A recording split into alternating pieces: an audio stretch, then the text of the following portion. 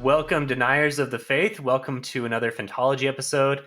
Today we're going to be talking about Bloodsong by Anthony Ryan. This is Anthony Ryan's first published work and the first of a trilogy called the Raven Shadow Trilogy. And today I have some special guests, Alex and Zach from A Hero's Journey podcast. If you had an opportunity to listen to me on their show a couple weeks ago, you'll know that this is the return favor, if you will, and they are back to talk with me about Bloodsong. So I'll give you guys some time to plug your channel, and we can get started from there. Hey, thanks, Steven. This is Alex. You guys can find A Hero's Journey on Facebook at A Hero's Journey Pod or on Twitter at A_heroes_journey. We talk about different fantasy books just like they do on Phantology, but we try and look at the framework of The Hero's Journey, and we do a little debate club to see if a story follows that framework or not. And I usually win. Oh, no sly rebuttal. That's fair. So I was on with you guys, a couple of weeks ago, and we talked about the hero's journey portion called the belly of the whale, which is the idea that the hero undergoes something and then comes out of it fundamentally changed, kind of like the story of Jonah from the Bible. And we talked in that episode about everything from the Stormlight Archive to Wheel of Time to The Matrix and Red Rising. I think maybe more. We probably touched on a few other different series. So I'm saying that to say that these guys, Alex and Zach, know what they're talking about. You guys have a very strong resume, and I think we'll have a very good conversation here about Bloodsong. Yeah, I hope so. For sure. So Bloodsong, this is honestly one of my favorite fantasy books. It's up there with Name of the Wind, which I call my favorite, and there's some similarities between them. So that might be somewhat of the reason why. But this one, I think I picked up back several years ago. It was published in 2013, self-published initially, and then Anthony Ryan got on with the publisher, I think Orbit, although you might want to fact check me there, and then produced two more books, which were frankly a little bit of a disappointment after how great Bloodsong was. He has since gone back to the world with The Wolf's Call, which I guess you'd call like the fourth book, but it's really kind of this new duology of books, and he's following that up with The Black Song, which actually comes out in August. So I'm excited for that one to come out. Anyway, that said, what did you guys kind of think of the book? We're not going to do spoilers yet, but I told you it was one of my favorites. Did it stack up there with you guys, or did you have some more issues with it? I wouldn't put this as my favorite book ever. I do see a lot of parallels to Name of the Wind. I don't think it's really a spoiler to say that this book reads like a tragedy, similar to The Name of the Wind, with that same framing mechanism. But the prose in Anthony Ryan's work isn't nearly as flowery or beautifully written as Patrick Rothfuss in The Name of the Wind. But I think that the plotting in the book is excellent. The pace is very fast. There's a lot of action, and I enjoy that. Just I wanted a little bit more character work and a little more flower in the prose. I think would have been nice. Yeah, and I really, really, really enjoyed this book. Hadn't heard of it at all before you guys told me to read it for this episode of the podcast. And I even commented after finishing it to Alex that I found it very similar to Name of the Wind. Actually, also my favorite fantasy book, followed closely by The Way of Kings and The Magicians. Right on. Those are great. Actually, in fact, the Magicians is the only book I've ever had to immediately go out and buy its sequel for. Just get in the car and go to the bookstore. But I did something very similar to Bloodsong and downloaded its companion shortly after. I think that one thing I really like about Bloodsong, the way that Anthony Ryan has created his world, is that there is enough detail to sink your teeth in, but it doesn't outright explain everything. It leaves enough mystery to be discovered throughout the story and kind of leave Anthony Ryan portions to build on in other series. I think my favorite part about the book is just frankly the character of Vaelin Al Sorna. Such an awesome dude. Maybe he's a little bit overpowered, a little bit of a Mary Sue, and that he kind of comes in and can solve most problems and is always the smartest guy in the room and the most capable, except for maybe a few things here and there. But I mean, if I said that I like Name of the Wind and that's my favorite book, I really, obviously something about me is that I don't have a problem with that because Quoth is kind of the same way. Yeah, I do want to push back. Valen, I thought initially was going to be the strongest and smartest and best at everything, but even among his small group in the school that he trains with, he's not the best at archery. He's not the best at horse riding. He's not the best at a whole laundry list of things. So he does have some flaws, maybe a little bit more than Quoth, but not a whole lot. You're right. Yeah, I don't have any problem with Mary Sue's as a general rule. I think we're reading a fantasy book, and characters can have struggles, and the things that they can be fighting against can be vastly superior to them, whether it's in magic or other forms of power. But I still think it's really cool to have a character that is extremely powerful in his own right. So before we actually get into spoilers for the book, we like to do a little segment called content warnings because books don't have ratings on them like movies or TV shows do. And I think people like to know sometimes. So Bloodsong is has a little bit of a content warning. There is some stronger swearing. There is obviously a lot of violence. Pretty much any fantasy book you pick up is going to have the violent component to it, some more than others. Shout out Joe Abercrombie. And then there's a little bit of sexual content, but it's fairly like fade to black type stuff. So I'd say most are okay reading this. I think I read it when I was a little on the younger side. Yeah, I don't think that there's a lot of vivid descriptions of violence or anything horrible.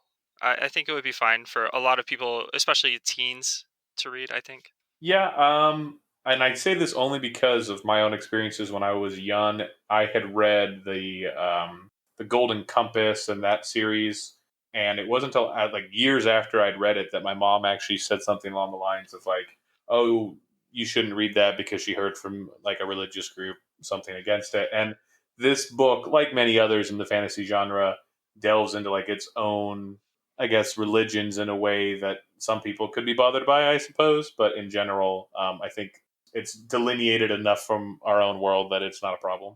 Okay, so moving into the actual events of the story. And as we do this, you guys specialize in a hero's journey. Obviously, that's the name of your podcast. I would love to hear your insights as to specific elements of the story that fall into different elements of the classical hero's journey.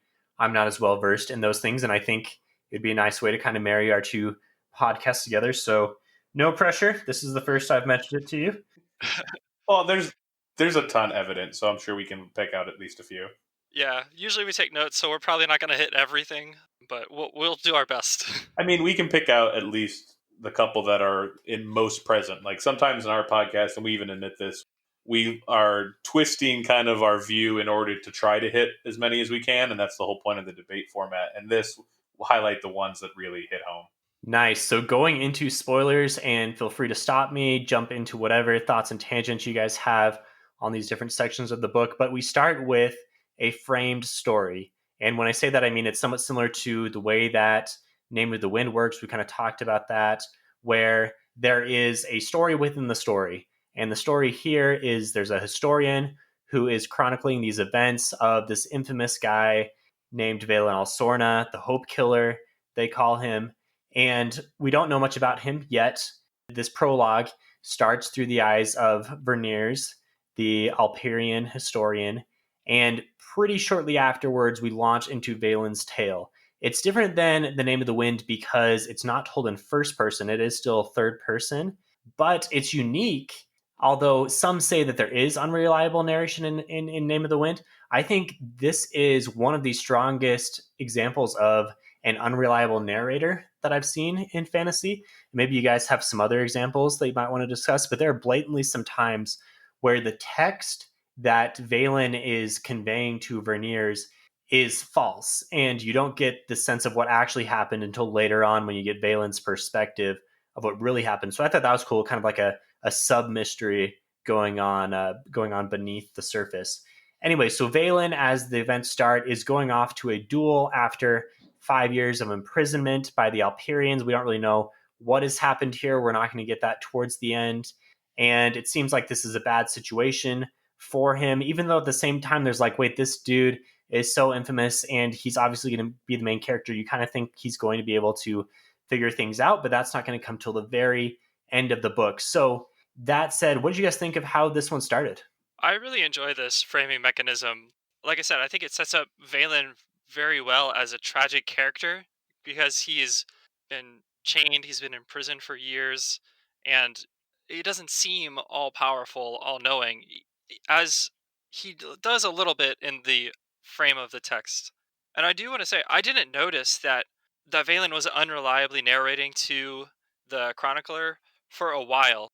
Like in Name of the Wind, we assume that the text we read is exactly what Quoth is telling chronicler, but here the text we read is nowhere close to what Valen is telling the chronicler here. I really enjoyed that. I think it's more fun. Like you can tell that Valen is still trying to hold back a little bit. He still thinks he has reasons to not just lay everything out for the world to see because he thinks his story is going to continue.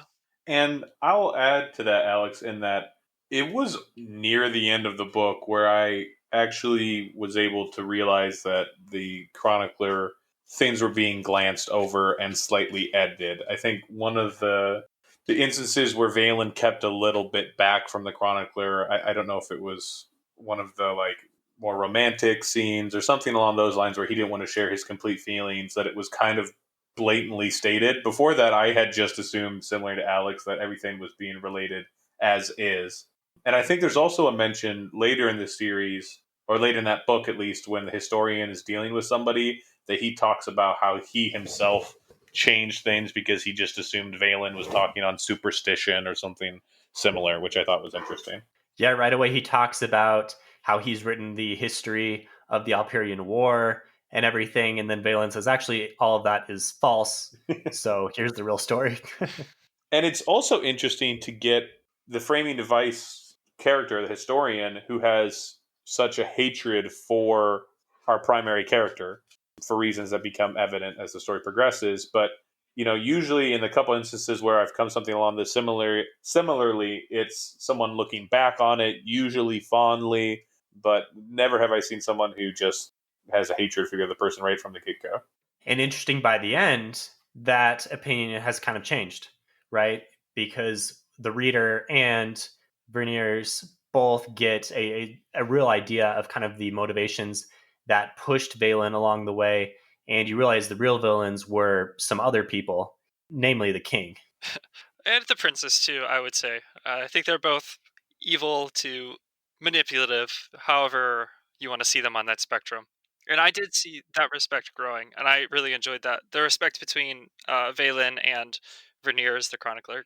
It's funny that you just say evil being the king. The king was my second favorite character in the whole book. I just think he was.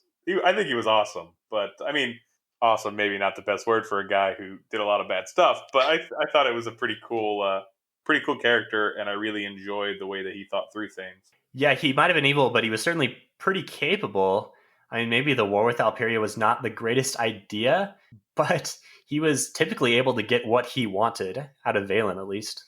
He seemed to be able, on a personal level, to get most everybody to do what he wanted, and on a strategic level, have great success. I wonder if the war was more of a last ditch effort to cement his genius in a way that led him to take risks that weren't necessarily in the best interest. One of the things being the Bluestone conversation that he has with Valen, that we know ended up not being the most truthful of conversations. So, just for sake of naming, the king is Janice and the princess is Lerna. And one of the things, actually, one of my criticisms of the book was the names were tough. The naming convention was like somewhat consistent, but there were a lot of vowels in all the names and a lot of similar sounding names and a lot of characters. And so it became difficult to remember exactly which minor character was which, especially with how quickly the plot was moving. So I don't know if you guys had an issue with that at all. I agree 100%. At the back of every book, there's a dramas personas with listing all the character names, and I'd like to say that I reference that more, but sometimes I would just assume that these secondary and even, well, more primarily tertiary characters didn't really need to be remembered by name, and I could just remember them by their actions, and hopefully it wouldn't muddy the story too much. I'm not big on names either. And unfortunately, one of the issues that got created was, yeah, maybe that works for one book, but then you roll into the next book Mhm. and there's not any kind of recap or anything like like some books have, which are awesome. I love when that's the case. And there's not a great recap of the series available on Reddit either. So if you're trying to read the second book after taking some time away from the first and you expect to understand everything, seriously, good luck, because there are so many characters and guys you think are minor actually do end up doing stuff with almost no revelation as to, or almost no reminder as to what they were doing or what they're known for. It's a little rough. Not just that, there's a good amount of titles that characters go by at many in many instances, the Lord of, or Master of, and we're just supposed to remember that that goes with the name. And then there's things hinted at that someone was somebody else, but they just don't outright say it. For example, the Cumberland archer Antesh Yeah, Black Arrow. is the Black Arrow, but they never really exactly say he's the Black Arrow. They just kind of hint at it. So Yeah. I think you're right in that aspect. Part of the hard part for me was a lot of the secondary and tertiary characters didn't have a lot to them. There wasn't a lot of depth. Aside from Sharon, the sister of the Fifth Order, the the Master of the Sixth Order, whose name is escaping me right now, Master Solus, and the Order of Brothers that Vaelin runs around with, I couldn't really tell you what one character was thinking or feeling. That was what I was trying to say earlier, that the characters felt a little flat to me, and it didn't help when I was trying to remember what they were doing or who they were aligned with or anything. I think that's a totally fair criticism. I would say part of it is just because of how much is happening, how quickly things are moving. There's not enough space in this one single book to flesh out all of these minor characters. I think another series we could compare this to, there's a lot of the same flavor as A Song of Ice and Fire, the Game of Thrones series. And so I would say if you were to take this one book and really like expand a lot of these different elements and maybe add in more point of view characters, you'd have a pretty similar book to A Song of Ice and Fire. But there, since it's so established, so long winded, for lack of a better term, you have enough time to know who all these people are. But here it's just kind of, you're just getting guys thrown at you and then they're gone for just a few pages. And you're like, okay, is this guy important? I don't know. And they may pop up, they may not. I think the primary difference, at least in my eyes, between this and A Song of Ice and Fire is, as someone who's never seen the Game of Thrones TV show but has read the books, and I die on the hill that I said I won't watch the TV show until the books are finished, which has proved to be a flawed premise. But I really like how when anybody's reading a book for any reason or watching a movie, and the primary character gets into trouble, hey, I'm 30 minutes into this movie, I'm 5 pages into this book, 5 chapters into this book, and I can see the rest of the book in my hand. This character's fine. So there doesn't, as a reader, that he's going to get out of the difficulty. One of the masterful things I think about A Song of Ice and Fire is how utterly detached George R. R. Martin is from his crew of characters, and he will Yeah. just kill them for the point of the story. And so while the characters are extremely diverse, I think they fade more than end. And the primary characters in this book do have a certain amount of plot armor that I think is devoid in A Song of Ice and Fire. Yeah, that's a key difference. I like that explanation. I would say Song of Ice and Fire is a little more harsh and brutal in that term with the characters, while this world of Anthony Ryan's here is kind of the same, like gray, gritty a little bit, not nearly like a Joe Abercrombie type world. There's a same flavor, but the characters you assume are probably going to be okay. By the end, we do have some killed off, though. Yeah, and they suffer various hardships. Yeah, they're not immune from things that are difficult or trying. So moving on to getting into a little more of the story.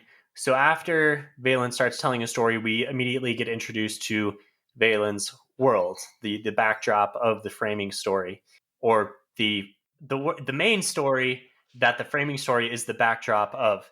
And Valen is introduced as a young kid that is dumped on the steps of this foreboding order house. It's the Sixth Order. This is the order of fighting defenders of the faith. These are the dudes who are going to basically solve all the problems that the country is faced with, and that the king uses fairly indiscriminately. So Vaelin is put here. His father was the previous battle lord, and there are these different orders, and each one kind of serves the nation in different ways. I don't know. It's kind of like a dystopian book where everyone's sorted into different houses or different factions or whatever. So Vaelin is on number 6, and these are the dudes that are going to fight and kill people pretty effectively. And he's immediately put into some pretty brutal training as a kid. He meets up with a group of buddies. The main ones are Canis, Norta, Barkos, and Dentos. And right away, you're put into this setting. And I thought one of the strongest suits was just how immersive this was right away. Like I was kind of skimming through to refresh myself on some of the details.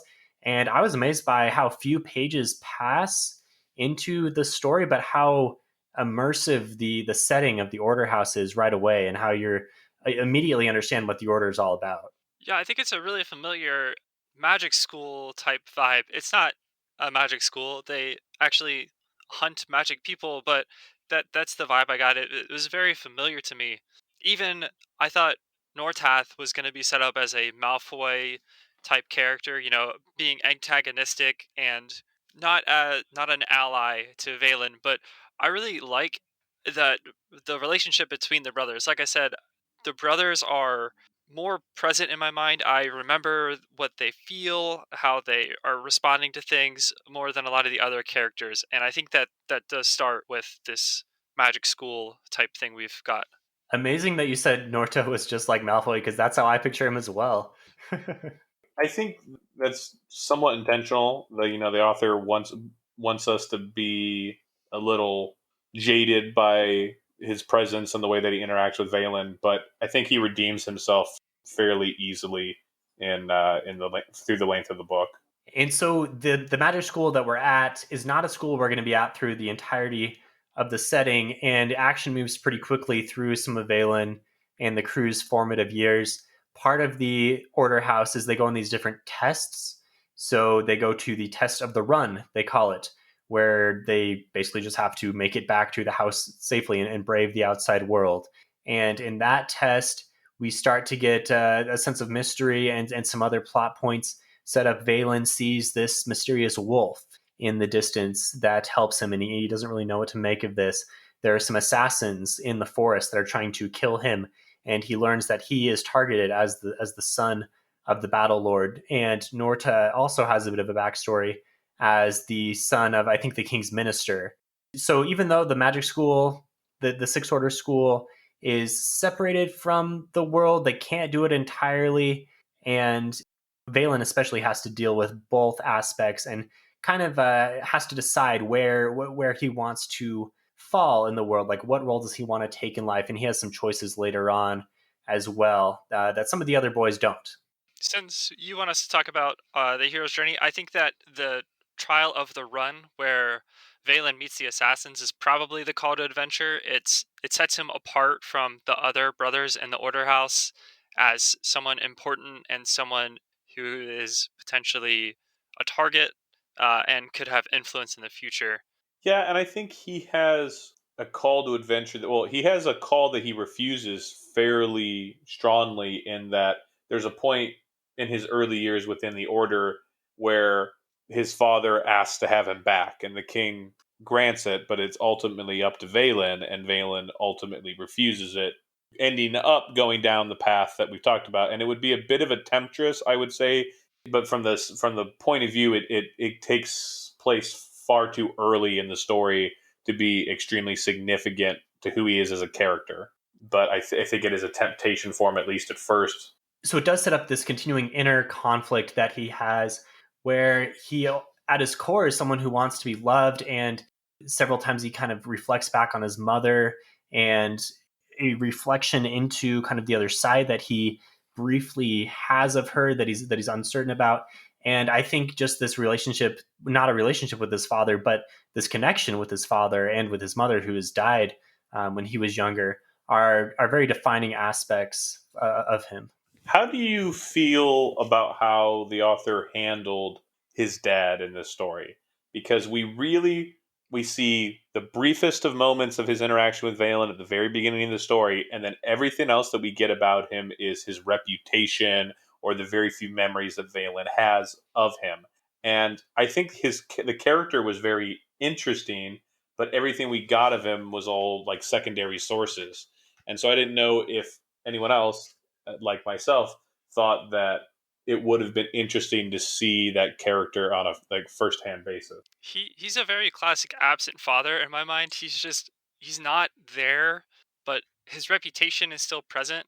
At one point, they talk about Vaelin's legend, and I think this is like right after he's left the Order House. He's done basically one task or one thing that he might be famous for, but they talk about Vaelin's legend and how impressive he is and how everyone wants to be in his army, his group. And I think that that is a carryover of his father. I would have probably liked more, but I think having Valen on his own makes it a little bit more interesting than have him work even more in the shadow of his father than he already was. I mean, we see the by the end of the book, we see his punishment being directly related to his relationship to his father.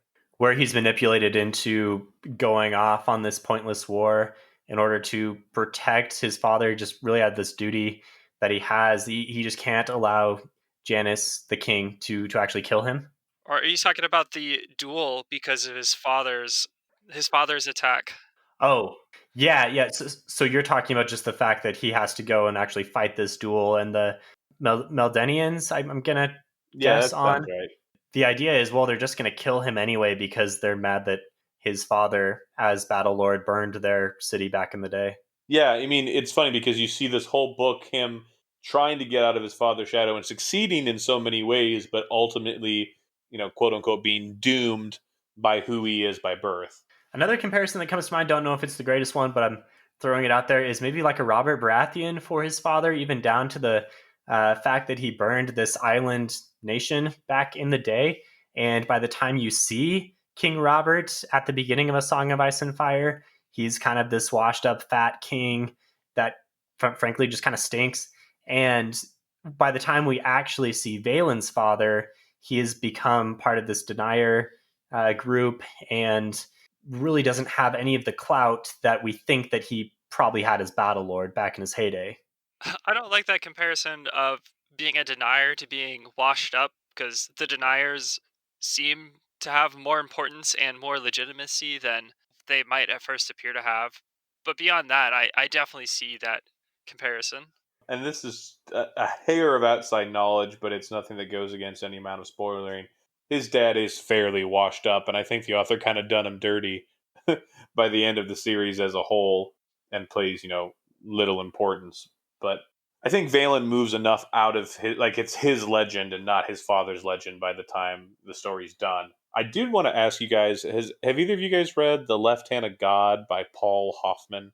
I have not. All right. No. The only reason I ask is because there's a very similar situation in which there is a religious sect of like warrior priests and warrior monks who raise children in a nearly identical way, and the titular character is very similar to Valen in that he's a bit of a Mary Sue. But it's funny because his trials that he goes through as an individual are mirror this very well, and I wonder if that's mainly because we as readers kind of expect them to.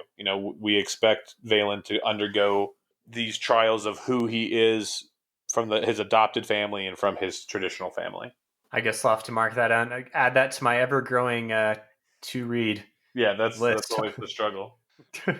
So next up for Valen is another test. This is the test of the wild, and this is maybe another call to adventure where he is starting to learn even more about the outside world. This is probably our first real insight into the Denier sect and the dark, which is what they call the magic of the world. And the church and the nation are they're very much against this idea of using the dark. If you use the dark, that is forbidden. They talk about it as reaching into the other side. And there was once a seventh order of dark users, as legend goes, and is no longer because they've been killed off, or so we think. And so he meets a girl named Stella, who is a denier, a user of the dark, and he actually saves her from the fourth order. The fourth order is basically the Red Aja. If you're a Wheel of Time fan, they Yeah, are fanatical and would very much like to eliminate these people.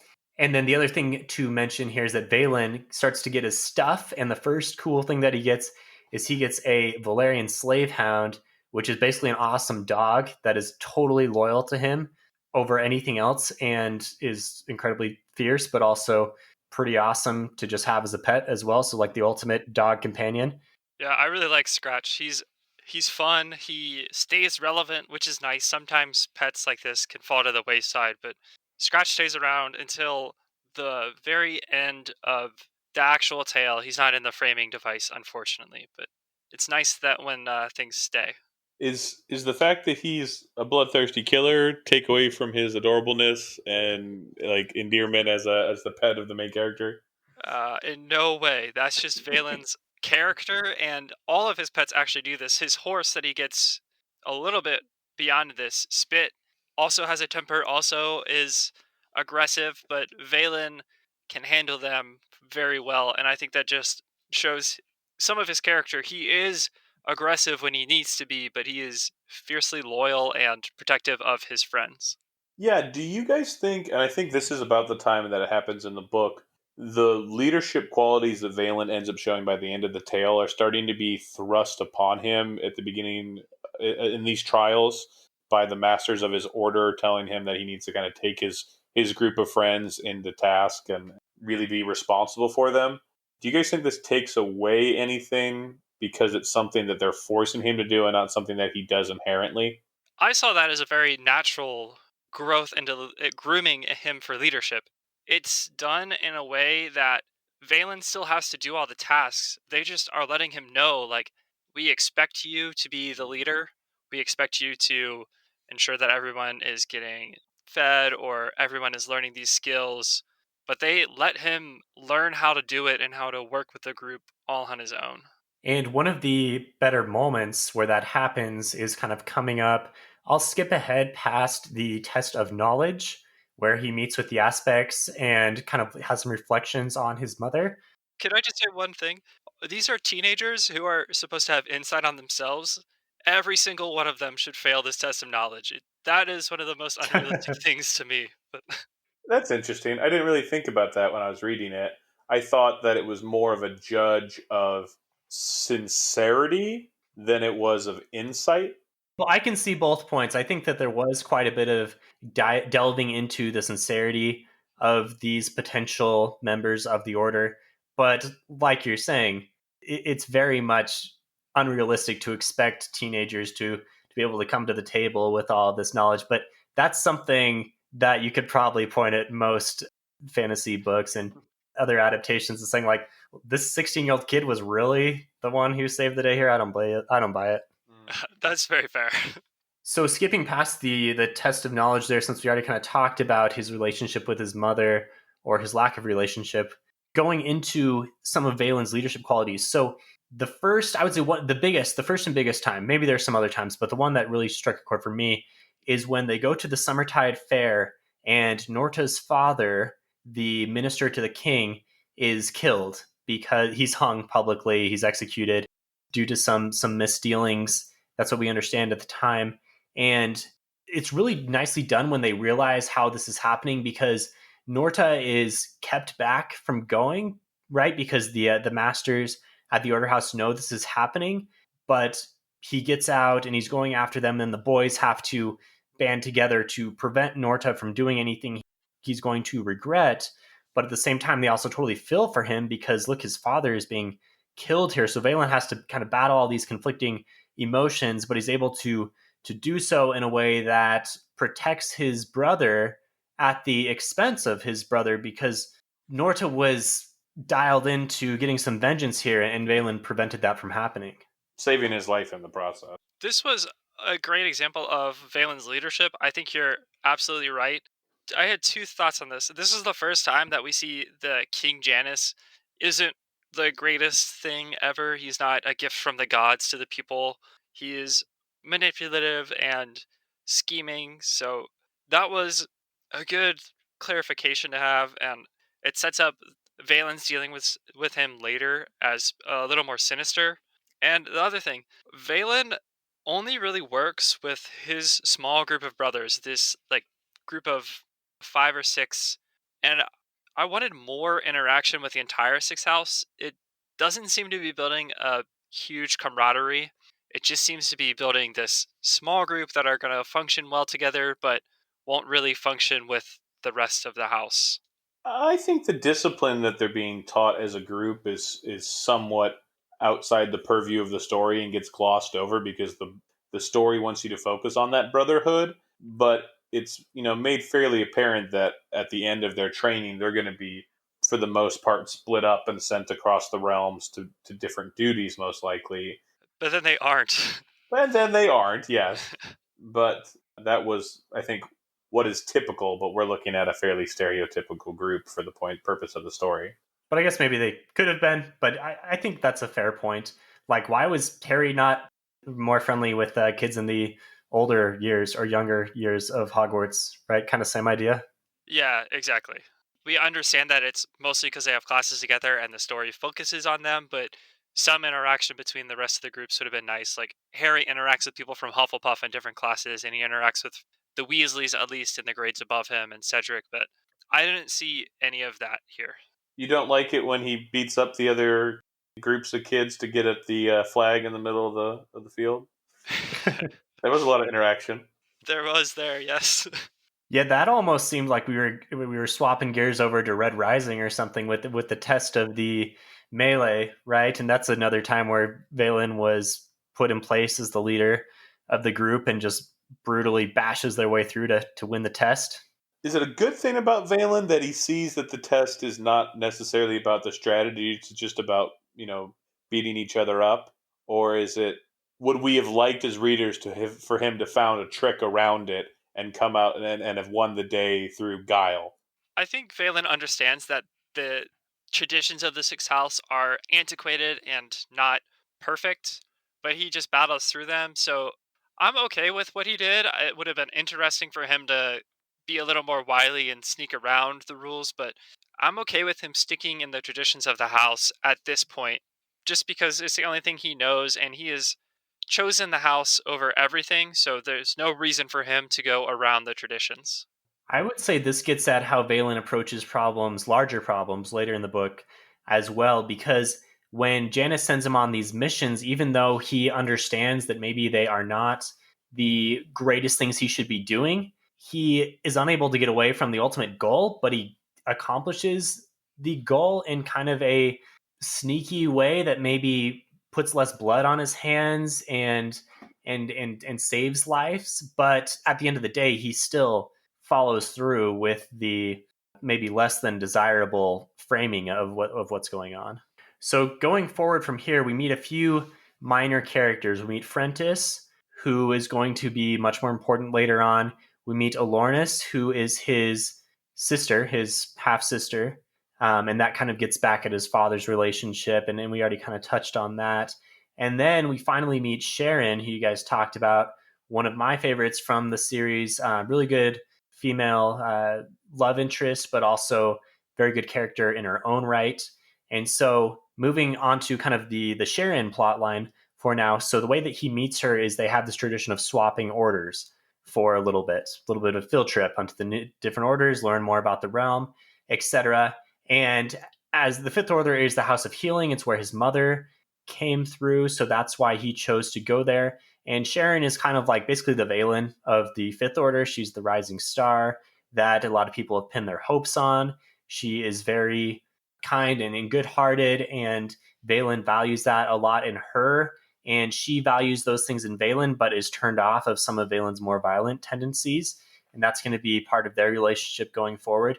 During his time at the Order House, there is this assassination attempt that happens against all of the different aspects, the leaders of the different orders. And Vaelin is able to thwart the assassination attempt that happens in his order. Other orders are not quite as lucky, but this is a really big event. And again, we're kind of like getting more and more senses of this ongoing conflict outside of just the smaller squabbles of the Order House. I see this assassination attempt as either a crossing of the threshold or belly of the whale, because probably more crossing the threshold, because again, this thrusts Valen into a world that he's not really sure of. There's danger present in the assassination attempt on him, and it continues us down this mystery where Vaelin is important, but there's also something going on in the background affecting all of the order houses. And I thought it was fairly obvious. I think here's the line where they introduced this seventh house. Once there were seven, I'm not sure if that was here No, or that a was little here. later. That the assassin says it. It is here where the assassin says that line right as they're being killed, right as they succumb to the poison. So I was a little surprised that Valen didn't instantly recognize that as, oh, seven orders, clearly. I mean, it's not until really his rescue of Fenris later in the book that it becomes concrete. I mean, he shows enough interest in it, and he asks a bunch of people, and they just tell him to stop worrying about it and do his job. And to be fair to him, he had just thwarted this assassination attempt, very seriously wounded. In the process, maybe didn't have the greatest recollection of what was going on. He was distracted by Sharon, who's very beautiful. So maybe lots of reasons why he didn't put it together right away. Getting back to Sharon, I really enjoy that relationship there. I think it's authentically built, one of the better ones in the book.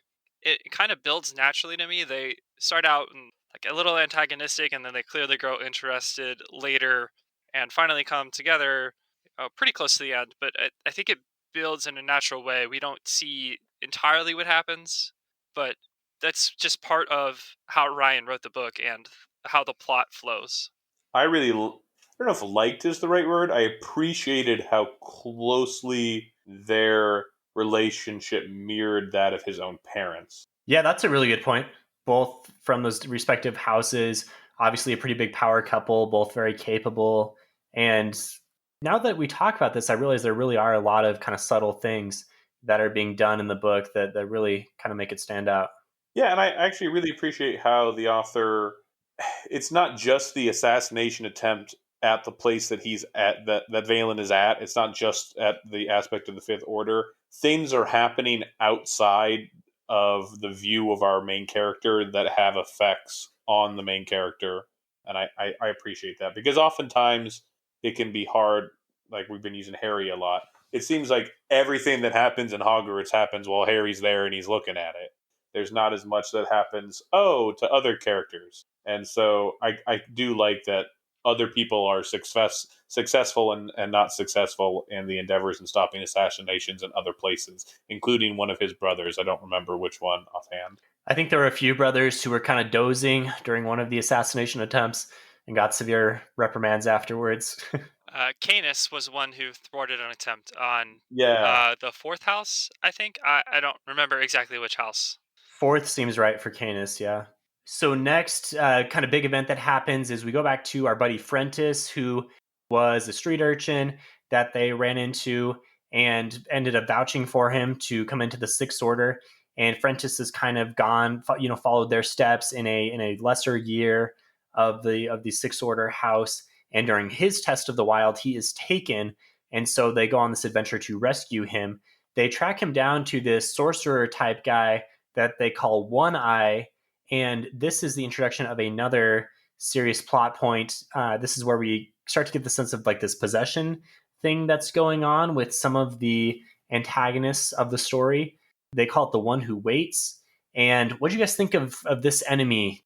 So I thought One Eye was rather disappointing. He died fairly fast. They were able to find him basically instantly. They just went like to one house and through a tunnel, and boom, they were there. I guess Valen is using his blood song, which is magically doing this for him. But One Eye died rather fast. But the One Who Waits, I think, is great. He's ominous. It's like ever present throughout the story. All of the antagonists Valen meets from now on are going to have some aspect of the One Who Waits around them, and I really liked that. The build up to the One Who Waits was great. I disagree with you, Alex, in that I think the one I completely served his purpose, and I had no problem with the speed at which he was dispatched because he's simply an entry point to this greater villain, and so I had no problem with him getting dealt with fairly quickly.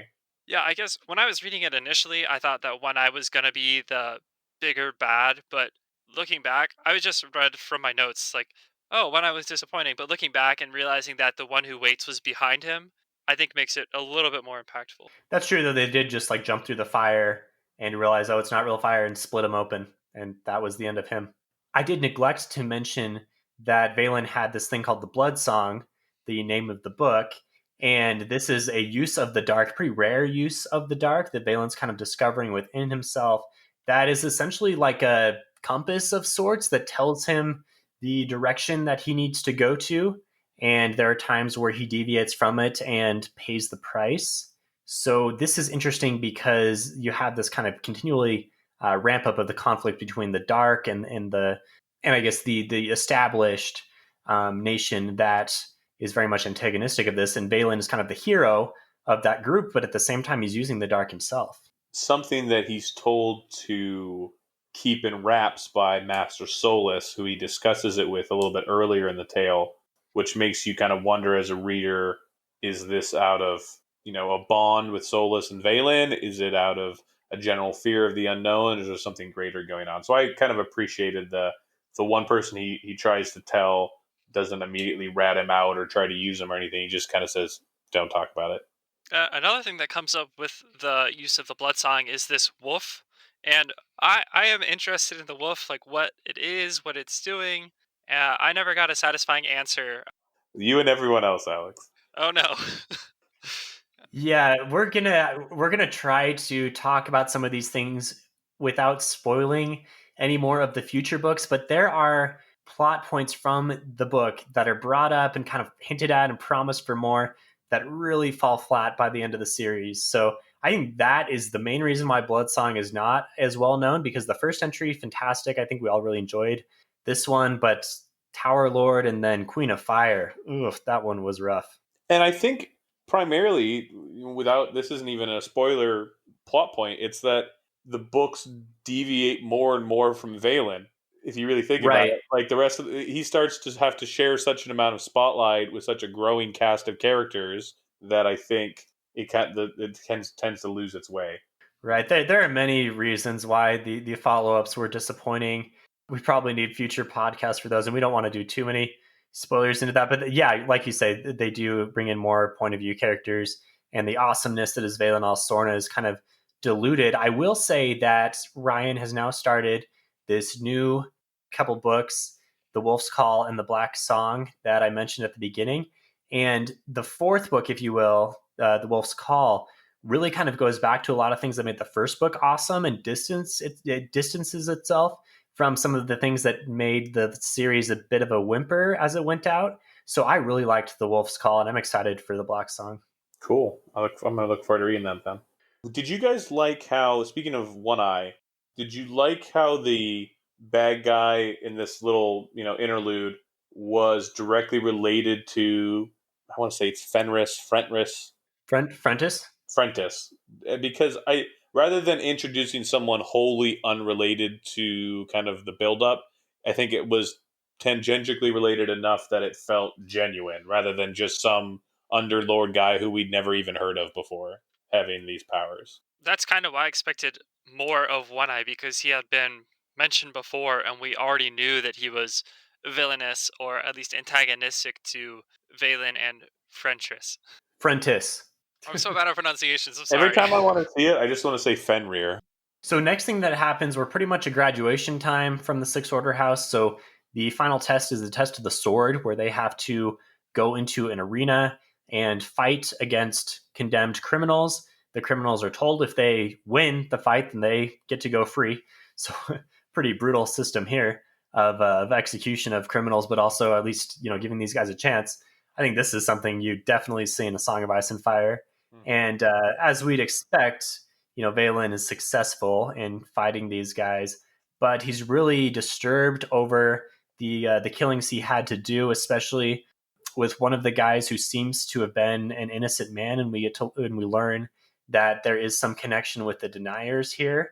Eventually, this leads to the first big plot point that happens outside of the school, where he goes, meets with Janice, says, "Hey, I want to help this guy's widow that I killed," and in order to do that, Janice makes a deal with him. He's a very shrewd king, and Janice says, "Okay, I'll do this, but you need to do something for me. I need to get rid of this Lyndon Al guy who's kind of this rising star who I don't really want to gather too much clout. I don't really want Lerna, my daughter, the princess, getting too involved with him. So this is the next kind of thing that happens, and this is his first mission outside of the house. So were you guys surprised at all, like that we're done with the Order House halfway through the book? Some of these times with these magic schools, you think, okay, this is the setting we're going to be at, and it's really established. But I guess I was fine with the action going really quickly. Yeah, I was okay with it, and this was the point I was going to bring up as the belly of the whale. Vaelin is leaving what has been his home for 6, 7 years now, and he's also entering into a deal with King Janus. So I appreciate that we're moving beyond, and we spent a lot of time getting to know Vaelin and his cast of brothers, but now we're ready to go into the bigger world. I also had no problem leaving behind the Order House. I was more upset at Valen's decision to seek, I guess I want to say, reparations for this dead man's family, mainly because it wasn't his fault. Like he's just as much a victim of this test of swords as the guy who dies and who he makes the deal with Janice's for the widow and the family. I mean, he could have died from that just as easily as the other guy could have. I was a little upset that that was the point that they used to pull him out into the world, and it says a little bit about his character and his sense of right and wrong. But I don't know if I necessarily liked his. I'll do whatever I can to fix it. This is the side he's getting from his mother. This is more of his tender side. And this is the first time he's killed anyone innocent, and he really struggles with this. But it was frustrating that he would agree to do this further treachery in order to make reparations for what wasn't his fault initially. That doesn't seem to add up. Yeah, that's I think that Valen, he's still young, so he made that agreement in haste, but I really like that he didn't kill the Alhestian, this friend that he comes to have. He plans it out, he's all prepared, and then his conscience basically catches up to him, and he I think refuses to kill him, even though Lyndon does end up dying through no fault of Valen's. I appreciate that he didn't do that. stop me if I'm wrong on either view, but I'm pretty sure it's not his conscience that stopped him from killing Al Hessian. It was the reappearance of the mythical wolf.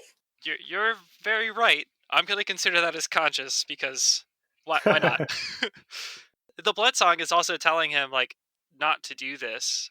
But he's ready to deny it because he's made a deal and his word is king and everything. I mean, yes, he obviously doesn't do it in the end, but I think it's more of he's like shocked back to reality by the presence of this wolf that he never really sees than it is a methodical decision to not do it. so. One other thing that kind of happens during these events, and like you were saying, Alex, he goes and they hunt these Cumberland rebels. Black Arrow, we mentioned, and this is the campaign to kill him. They think they do so, and as a part of it, interspersed here, Valen has this weird kind of time travel vision thing happening with this member of the Siorda Sil, which is one of the more native peoples of the country. And he meets with this person named Nurses Sil Nin, and he gets kind of more of the Bloodsong explained to him. And honestly, not my favorite part because of how vague it is and the lack of real concrete like reasons why we're doing this. I didn't still after this flashback scene or time travel scene happened know what the Bloodsong was. Not until Valen meets the sculptor did I really understand what the Bloodsong was. So I don't know if this adds anything. We already, as readers, know that Valen needs to learn more about the Bloodsong. It's clearly, something that is affecting him, influencing him. It has ramifications for the wider world. This wolf keeps showing up, which I don't know why I keep mentioning that. I just wanted more out of the wolf, I guess. So I don't know. I don't think the scene was necessary, and it didn't bring a lot more to the book. Doesn't it give him his other name, one of his first other names? Yeah, it's like Barak All Sure, something like that. Yeah, the Raven Shadow, which I think is also the name of the series. So at least it gave us that, Alex. Right. Good point. I mean, but like, what's the point of that, right? I guess one thing it does do is it expands the world a little bit, and these people, these sort of still are going to be more important in future books. But it's all happening so quickly. I don't know. I didn't. Not one of my favorite. One of my lesser moments of the book. I liked that of all the scenes, The only other magic we've seen in any significant sense is the Bloodsong existing within Vaelin, and then the magic of One Eye. And the Bloodsong seems more instinctual and not something that he really has any control or harness over, whereas One Eye's magic seemed very intentional and taken by force and all that. So I was actually really happy to see a new character who was using the dark, using this magic in a way that was different than the two. It wasn't just instinctual and it wasn't evil. It was just a good thing, or something that somebody had control over. It expanded the magic enough for me that I liked that moment. So next events that happen here is we go into a little bit more of an escalation of the war against Cumbriel, which is one of the neighboring fiefs, because we found some letters, or we think we found some letters on the body of Black Arrow. In fact, this is One Eye kind of pulling or not One Eye, but this is the one who waits, kind of pulling the strings behind the scene. We don't get that till the very end of the book. But this war is all based around this usurper Hentus Mustor, who is, I believe, the brother of the rightful Fife Lord or Fief Lord. Yes. And Vaelin and co have to go and put him down. And so they train this kind of army of rejects from the prisons. They empty the prison, say, hey, we're going to train these guys, the Wolf Runners. I thought that was kind of a fun moment where Vaelin's able to really hammer these group of ne'er-do-wells into somewhat of a capable fighting unit. And by the end, they're like the super elite group. And then this conflict with Hentus Mustor, who is also possessed by the one who waits, or at least we don't get that explicitly, but it seems very suspicious. They climb up this cool secret keep where they find him, kind of a cool setting. He has Sharon captive, so we have to stop him now because you can't mess with Sharon. And right as he's about to surrender and we're about to figure out the situation, Barkis, one of Vaelin's brothers, goes in and kills him, throws an axe at him. And that's going to be, again, something important later on when we realize that Barkis was also possessed by One Eye and didn't want, the secrets getting out. So what do you guys think of this scene? This is probably, where Vaelin really starts to come into his own, commanding this group off on his own, completely in charge. And he does really well. I liked this scene. Like, it was cool when they were breaking into the castle, and I guess the extra power of Sharon being captured makes it a better scene. Like, I had investment in the story. When it was just, we need to defeat the Upser, it's like, I don't know. I don't really care about the Upser. What did he do wrong? Usurper. Yes, you're right. Usurper. But when there's more at stake, I think that really helped make this a more impactful scene. To add to that, and literally just this moment did I go, when you said it, oh, Barkis killing him is actually a big deal because of what we know about Barkis later. So Yeah. I think hindsight adds a little to that interaction. It's nice because while this is not a mystery book in any way, shape, or form, Vaelin has a mystery before him that he is slowly starting to piece together as he gets bits and pieces. And I think while we aren't, as the readers, are invested in that as much, it's a very big deal in his life. And I kind of like that he's getting bits and pieces for it. Yeah, we were actually talking on our Phantology Discord a little bit about fantasy stories and how they relate to mystery stories. And I think at the heart of every good fantasy story, maybe not every fantasy story, but a lot of the stories that I enjoy, is a good mystery where the reader is trying to unravel all these different hints and pieces, and that makes it fun. And for that's another reason why I was kind of into this book. Yeah, it keeps you engaged on another level. So after this, Norta, our Malfoy brother, right, who's now not Malfoy anymore. Now he's pretty competent and a good loyal friend. But he attacks one of the battle lords, and the battle lord is unlawfully executing deniers. But Norta can't handle this and goes off on the run. Vaelin has to track him down to put him down because he's disobeyed the order of the battle lord and the authority of the king. This really harkens back to the scene of the Summertide Fair, where Vaelin has to do the same thing and prevent Norta from seeking justice. And this leads into this kind of secret city of dark users, and there are some interesting expansions of the world. You learn more about the magic, but it's not super related to the actual plot of this book, I would say. This is another scene that's a little out there, but does have I like this one more than the whole thing with the Sior to Sil vision. Yeah, I think that this hints to a greater world beyond this, and it really makes me more interested in the magic. Learning that all of these magic abilities are related, and that Valen can develop his more is good. And because Norta is there, I care about it more because I've followed Norta throughout the whole Sixth Order training, and the relationship that he and Valen have is it feels more real. So when he leaves, it's impactful. And him choosing to go with what's this girl's name? Oh, back with Sella. Sella, yeah.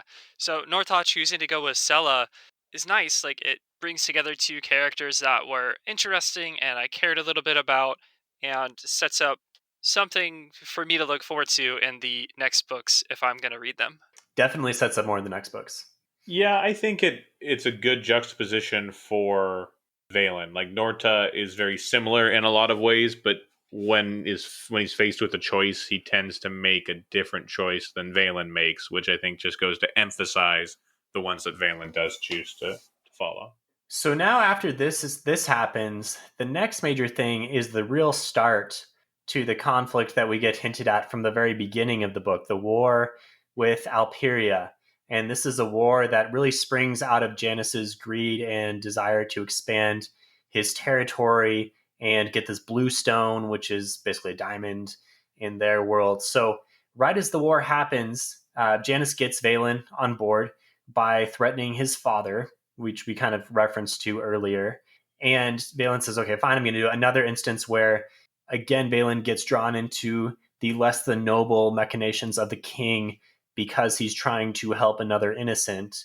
And at the very beginning of the war, there's kind of this quick skirmish. Valen kills this guy with this nice white horse and shining armor that everyone kind of looks to as their leader, and Valen just kills him kind of offhand, like he's not a very good warrior and he's easily dispatched by a trained member of the Sixth Order. But this is going to be a huge thing for these guys in Alperia because this was the Hope is the title. Really like that title. Basically, the future emperor. And after this, Valen earns the title of the Hope Killer, another cool title. And the entire continent hates his guts so bad and really kind of escalates the war because of this quick little one-off death. It's kind of unique in the way that it did this. I loved it. Absolutely loved it. Yes, same. My The whole favorite thing. book he's the hope killer. He's the killer of everything that's good in the world. And then he's just having a battle and it's just, oh, I killed this guy who wasn't very good. And Yeah. I just You're waiting for absolutely this like adore it. single combat or something. But Oh yeah, like or he's an assassin or something, and it's just an offhand killing of a guy who wasn't particularly good at being a fighter. yes, I think this is my favorite like point. We had so much build up to the Hope Killer, and expectations are not met in one sense, but in another better sense, just blown out of the water. Yeah, this is another kind of Game of Thrones, Song of Ice and Fire-ish feel, where if there's a character who's incompetent, they are not going to get through the story riding on the coattails of their nobility or whatever. They're probably going to get offed, and that's what happens to the Hope. And it sets Valen up in such a way that his interactions for the rest of the book are skewed by it, which I really liked. Like it really showed consequences to something that he didn't even, it's not an action that he took and went, "Oh, I'm going to kill their emperor," but yet it's one of his legacies and it affects the rest of the book, which I appreciated. And then going into the next battles that happen as part of this war, a lot of them are based on the fact that these guys really want to kill the Hope Killer. And here's Valen with his army, and they want to kill him, and they make some bad decisions. Because of that, eventually they take these two cities, Untush and Linesh. These are more like coastal cities, and they get kind of stalled here because they definitely don't have enough manpower to actually conquer Alperia, which is like leagues and leagues away. And so they're kind of stuck, and the big army of the Alperians is coming on, and it's like this awkward situation that Valen has a pretty hard time. Like it's a way bad situation for him. He's got to manage these occupied cities while he's the most hated man on the continent, while the big armies come on, while they're not getting enough support from their home base. And this is tricky. And then to add to it, there is a plague that breaks out in the city that he is in. So, as you guys are reading this, like, what are you expecting to have happen here? Because it seems like it's real bleak. Well, I'm expecting Vaelin to fail miserably because we know that he does. And I think that setting all this up, like just piling on more and more issues, was a good plot. Ryan did a really good job with this. Vaelin is a great leader, a great thinker, so he's gonna have to have a lot set against him for him to fail. And Ryan did a really good job of doing that. I was not the biggest fan of the reuse of the red hand. Like, we've had the red hand hinted at, and that's what makes Janus, the mythical leader that he is in many ways. He survived the red hand and forged the unified realm from its ashes. But I was a little upset that it was used as a device here when I felt like there was so much else to challenge Valen. And it seemed to me mainly a reason to get Shirin to the city for the romantic plot line. And so I felt an improper use of such a devastating plague. I can see that. The only other thing it does is it kind of sets up Valen as a bit of a savior, even though he's off in this other continent having killed the Hope. He's able to save this city from total devastation. So that kind of cements his character a little bit more. But I was okay with Sharon coming back because I'm a total sucker for these fantasy romances, and Sharon and Valen are one of the better ones in my opinion, or at least in my memory. So I'm a total softie for these things, and if Sharon's going to come in and save the day, that's fine with me. That's super interesting that you say that, because I found their really like dynamic interesting and playful, and like it had some depth to it. But the amount of time that they actually spend with each other is extremely insignificant compared to the length of the book. We see a couple weeks when he's at the Fifth Order house. We see a couple weeks here, a couple weeks there. So I really don't think. I think the author does a good job of developing that dynamic in a very short time, but I found it like I wish they would have had more time together to kind of see what happened next. So do I, and this is one of my main issues with the trilogy going forward. That's all I'll say. So to kind of get through some closing events here, we know this isn't going to work out well with the war in Alperia. They're coming on in force. Dentos and Valen go off to do this mission to destroy their siege engines, and Dentos is killed. So this is one of Valen's closest friends, and he's killed in a battle. There's like I think a sandstorm that comes up that they're riding through, and he's killed by some archers on horseback that are chasing after them. And so that's emotional. We're kind of losing brothers here a little bit because Frentis is taken, kind of means unknown, when one of the other cities that they are holding gets taken. Norta is off. I mean, we still have Canis, but he's really the last one because at the very end, we know Barcus is killed as well. So a lot of the groundwork that was laid at the beginning of the book has been kind of undone. And then at the very end, we see Valen in chains, and it really got not that much to look forward to.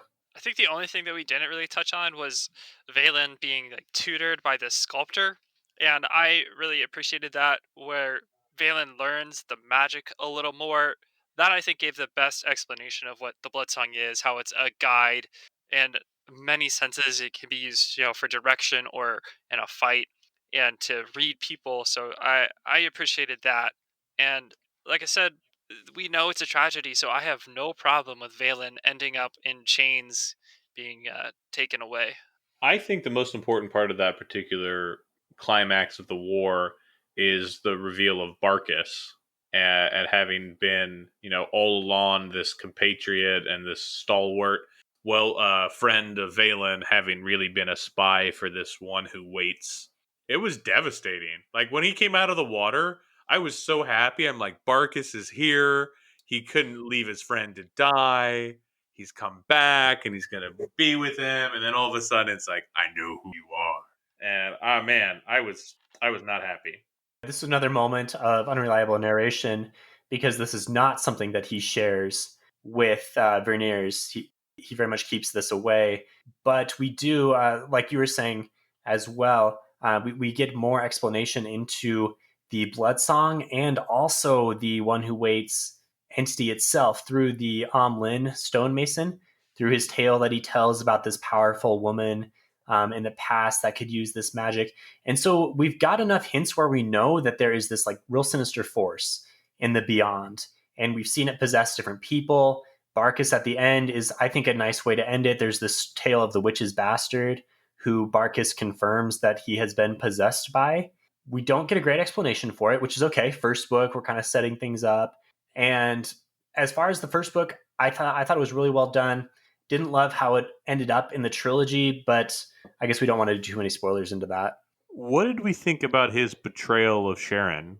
Since you guys liked their little dynamic so much, I didn't see it much as a betrayal, more I just mean, he protecting calls her. it a betrayal. He even, I think, one of the quotes in the book is like, "The betrayal is the worst sin" or something. He's pretty hard on himself. Exactly like Steven said. I think Valen is being hard on himself, too hard on himself. In fact, I didn't see this as a betrayal. It's protection, but Valen is just so self-deprecating that he sees it as a betrayal. So I was okay with it.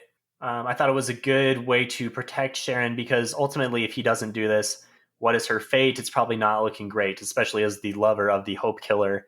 Yeah, she's not going to do very well in Alperia. But I thought it had so much setup for the rest of the trilogy, and I was let down. So as we get to the very end of the book, the very last thing that happens in Valen's narrative, at least in our timeline, present day, is this duel with the shield that's been built up. But as the reader, once you get to this point in the narrative, you know Valen's going to win. There's no way he's going to let this shield dude, no matter how cool he is, Valen's not going to be defeated, especially when he talks about how he's just been singing his blood song for the past 5 years. And pretty similar to how he took down the Hope, he's easily able to dispatch the shield. I believe he refuses to actually kill him and then is able to sail away off into the sunset. And who knows where the story is going to go from here. And I thought this was a great ending to the book. It wrapped up enough where you're excited for more reveals in the future. We got some hope for Vaelin, but we don't know exactly where it's going. So the first book, taken on its own, I thought was pretty strong beginning to end. I just had so much hype going into this fight when Valen is asked, like, what is there to do in a cell for 5 years? And he says, sing. Like, yes. And the fight with the shield is great for its brevity. It is exactly what I needed. Valen is obviously a better fighter, and I love that. And I agree, this is a good end to the story that Ryan has built. I wanted the fight to be just a little more climactic. Like, it was cool seeing the level of Valen's, Bloodsong and his martial skill. In my mind, I would have liked the one who was opposing him, whether it be through powers of the dark or through the one who waits or what have you, had some amount of surprising ability. Because the fight with Barkus to me seemed more climactic in the way that it was actually portrayed than the one with the shield. I appreciated why he did it, but I just wish he would have done more. And the last point I'm going to bring up for the hero's journey, Valen winning this fight is definitely a freedom to live. He's, released from jail. He's now able to go sail away and live his life how he wants. From my point of view, as not having read the other books, he is free from a lot of the commitments that he had and a lot of the things that were tying him down and not letting him live the way that he might have wanted to. So that is a wrap for Bloodsong. Before we sign off here, our final closing segment is called Worst of the Best. We are each going to briefly talk about one of our favorite moments or parts of the book, whatever it be. But one reason why that was maybe not quite as awesome as it could have been. So I guess people nowadays really like being critical, Twitter culture perhaps. And so we're going to give that to you. So, do you guys have a worst of the best candidate? I have one, which is kind of a combination of two things. So I love the relationship between Valen and his brothers and how that develops. I thought that they were all fairly unique, and especially Canis and Frentis were great characters. And I loved the looming of the one who waits and that greater evil. But I thought the worst thing was making Barkus this one who waits. I think making either Canis or Frentis The One Who Waits would have been more impactful because it would have changed that relationship that we saw earlier. Like, Canis's knowledge would have been more sinister, and the loyalty that Frentis had would have been seen in a different light. He would have been sticking around Vaelin not because he was loyal, but because he was hunting him.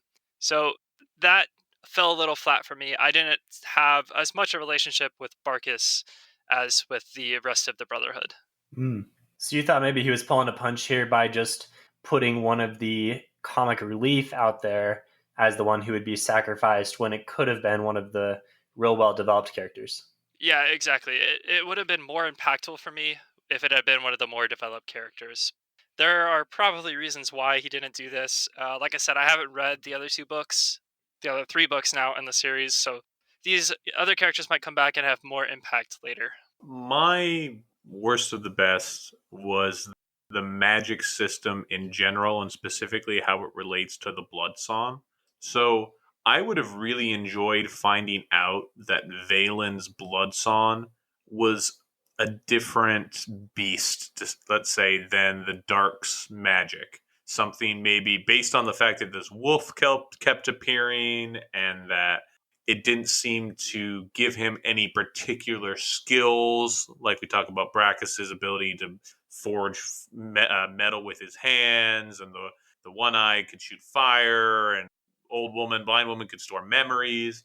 His seemed very kind of vague, and I really wanted it to be something in its own league and separate from the dark magic. I wanted it to be like an instinctual thing that had something to do with the wolf or nature or the wild. And I think that the fact that it ended up just being part of the dark left me a little upset.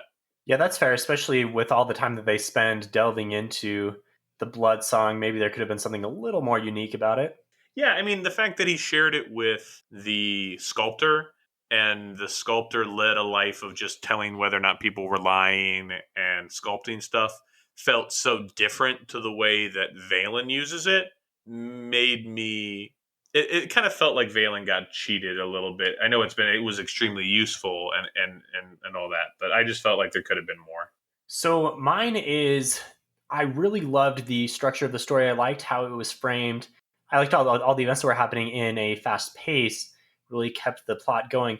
But I almost wish this was two separate books because I don't think the war with Alperia got enough time. I feel like this plot could have been expanded more, especially where it was the main issue to the framing story and to modern day. It's like we're more than halfway through the book and the war is finally starting. And could it not have been a little more fleshed out? Maybe some of the other things could have been built out more. Overall, really liked the book, but maybe I was hoping for two books. I guess that's my worst of the best. I could see that, especially because we could have gotten a little more detail in his time post capture. Like, I would have been interested to see a little bit more of the Alperian Empire than the few notes that we kind of got on it. Yeah, I agree. I think a second book would have allowed a little more build up of that relationship, but I thought was not great with Barkus and fleshing out other characters, secondary characters that were a little flat in my mind. Cool. That is a wrap for our review of Bloodsong. Alex, Zach, thanks for coming on. It's been a great conversation. Thanks for humoring me with one of my favorite books. I hope it's a book that maybe gets a little more recognition out there, especially with the Dark Song coming out in August, so just 1 month away. So thanks for coming on. Let's let the listeners know how to find you guys. Can they just find you on Twitter, Spotify? I'm assuming everywhere you're out there as a hero's journey. Yeah, like Steven said, we're everywhere at A Hero's Journey. You can find us on Spotify, Apple Podcast. We're going to be diving back into the Mistborn series when this is out. We're going to talk about the Well of Ascension and Vin's Hero's Journey. I hope you guys can come check that out. Nice. Did you guys just cover the first Mistborn book? We're actually just releasing an episode on that pretty soon as well. Yeah, we did it a couple weeks ago, but we're trying to get a wide base of books before we dive down further into sequels. I think we got in some of the Mistborn circles, we got some pushback from not choosing Vin in the first book, even though we had plans to choose her for the second book for the hero's journey. But I liked the one that we ended up with in the first book. We talked about Kelsier, and I think he had a pretty fun journey. And I really like the character, so I wanted to talk about him more. As the best character, yeah. Yeah, come on, I agree. Well, I don't know what the pushback's about. So tune into that episode. Alex, Zach, thanks for coming on. If you like Phantology books, also check us out kind of everywhere out there at Phantology Books. We have a website, www.phantologybooks.com. And if we made some mistakes on here or you just want to chat with us, check out our Discord. Our invites are on our Twitter account and on the website. So once again, guys, thanks. And this has been fun. And this is Steven signing off. Thanks for having us, Steven. Appreciate it.